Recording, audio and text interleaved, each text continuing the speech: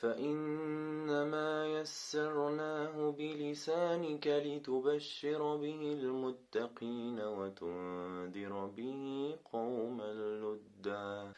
فإنما يسرناه بلسانك لتبشر به المتقين وتنذر به قوما لدا